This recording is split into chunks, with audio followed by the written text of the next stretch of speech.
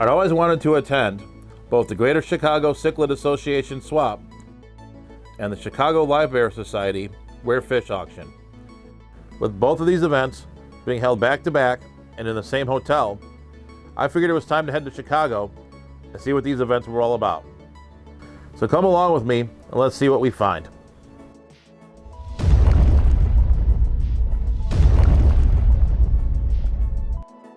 With the GCCA Swap starting at 10 o'clock in the morning, I decided to spend the night in Chicago the night before.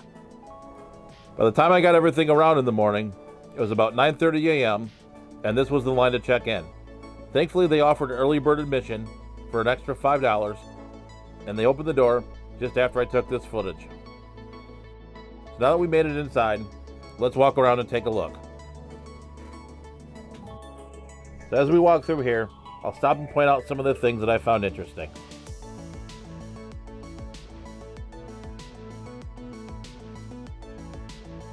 One of the first things that caught my eye was this rack.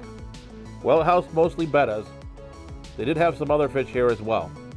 I really did like the look of this system, where it made the fish easy to display and also easy to bag. I really did like this display as well. It reminded me of the fish markets in China from the aquarium co-op videos, where you could just pick out your guppies and they were already pre-bagged. I really did like this booth as well, with the arowanas, parrot cichlids, discus, and many more of the larger monster type fish. Also in this booth was this cool little display tank that they were selling mollies out of. Along with the fish, you could also find quite a few dry goods as well. There was even vendors selling LED lights.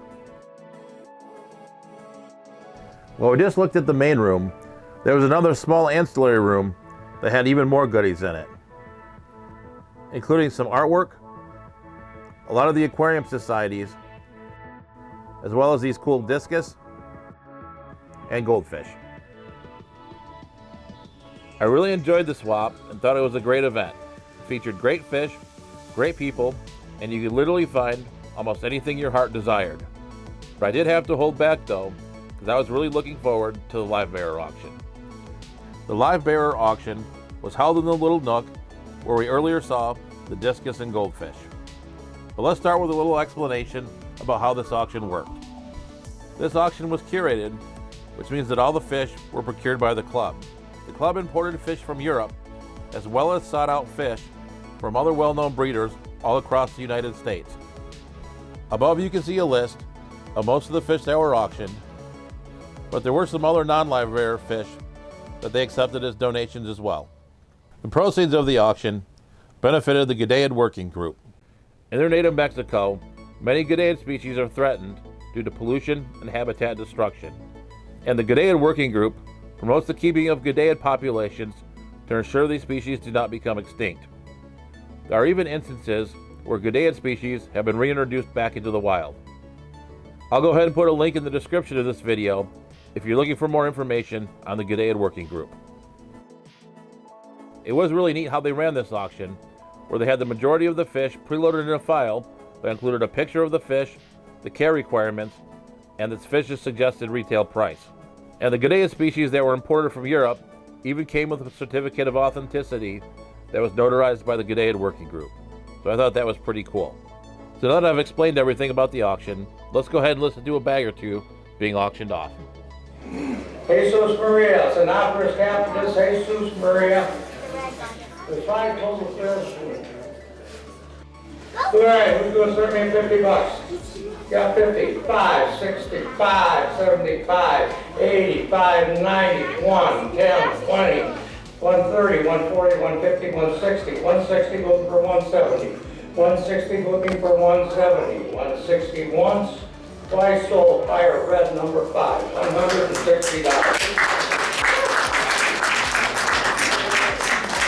Now that's the way we're supposed to bid.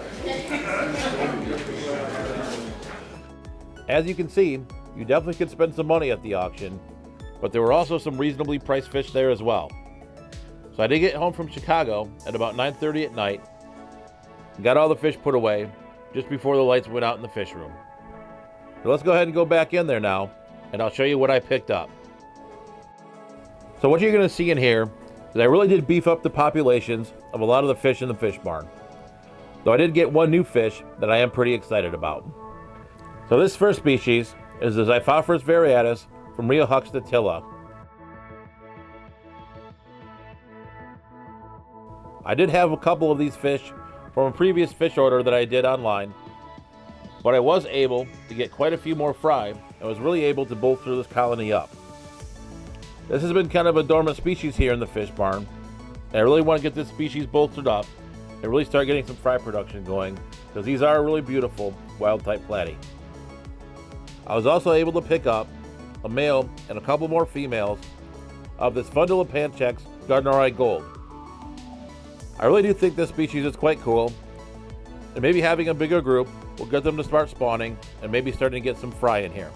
I'm definitely really excited to see how this group turns out.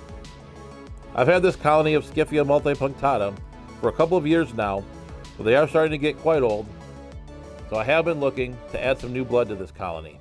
And thankfully, at our club auction, as well as this Livebearer auction, I have been able to add quite a few new fish to this group. So hopefully we'll get this group spawning, and this is definitely a fish I'd really like to get out to some of my other fish keeping friends. I was also able to add some additional Xenotoca melanosoma into this 20-gallon tank in the upstairs of the fish barn. I'd originally purchased a group at the ALA back last October. Unfortunately, most of the fish didn't settle in well to the 20-gallon tank they were in downstairs, and I ended up with only 2 fish. Those fish had recently moved up to this 20-gallon tank upstairs and were doing a lot better. But I'm really happy to get another large group of fry to go with the 2 larger fish from before, and I'm really looking forward to getting this colony going, and in the future, getting some fry out to some of my fellow fish keepers. I only had a couple of these Nessie swords left in this 20-gallon aquarium. The original pair that I had only produced a few fry, so this was another species that I really needed to bolster here in the fish room.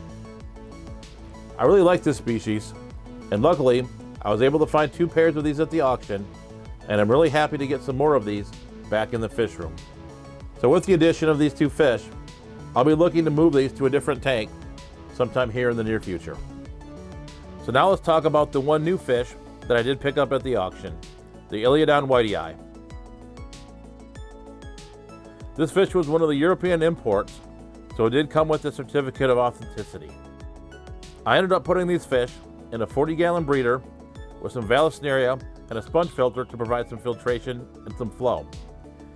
These specific fish came from the Rio San Geronimo at Vista Hermosa, and the certificate that I received even has the specific GPS coordinates of where the fish is located.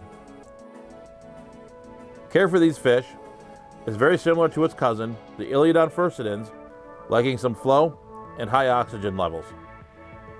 I am really looking forward to getting some fry going from these fish and getting some more out into the hobby to some of my other fellow fish keepers. Definitely a fish I'm pretty excited to have. I really enjoyed my time at both the GCCA Swap as well as the Rare Livebearer auction, and would highly recommend both.